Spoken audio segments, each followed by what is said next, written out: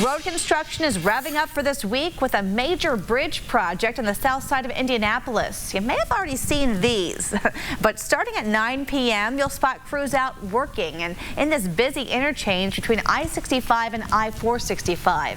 INDOT is making repairs to 6 bridges in the area, all before the end of the year. There are a lot of steps and stages to this project, but first, lane shifts will impact northbound lanes of I-65.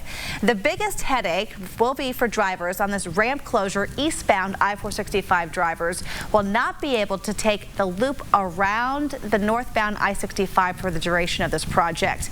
And there'll also be more ramp closures later this month.